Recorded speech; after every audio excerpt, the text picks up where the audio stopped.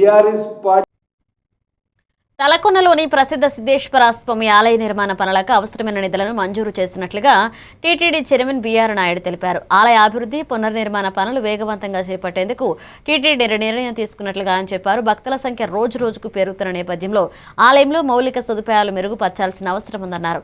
ఆలయ ప్రాంగణ అభివృద్ధి, దర్శన సౌకర్యాలు, భక్తులకు అవసరమైన వస్తువుల కల్పనకు ఈ నిధులు ఉపయోగించనున్నట్లుగా వెల్లడించారు.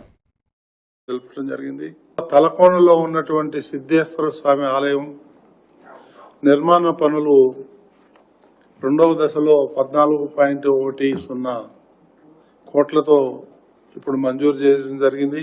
తిరుపతిలోని పద్మావతి మహిళా డిగ్రీ కళాశాలలో ప్రస్తుతం ఉన్న 2100 హాస్టల్ సీట్ నుంచి మరో 270 సీట్లు అదనంగా పెంచాలనేటువంటి నిర్ణయం తీసుకోవడం జరిగింది. టీటీడీ ఇంజనీరింగ్ విభాగంలో 4 కేటగిరీల్లో ఉన్నటువంటి 60 పోస్టులకు రిక్రూట్మెంట్ చేయటం కూడా జరుగుతుంది. త్వరలోనే తిరుమలకు వచ్చే దారులు ఏవైతే ఉన్నాయో అవన్నీ కూడా రిపేర్లు చేయటం, బ్యూటిఫికేషన్ చేయటం అవన్నీ కూడా టీటీడీ బాధ్యత తీసుకుంటుంది.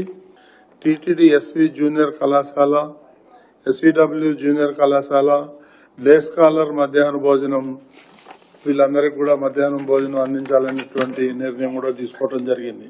తిరుమలలోను కాలిబాటలో ఉన్న పురాతన గల నిర్మాణాల పరిరక్షణ కొరకు ప్రత్యేకంగా ఒక విభాగం ఏర్పాటు చేసి అనుభవం గల అధికారులను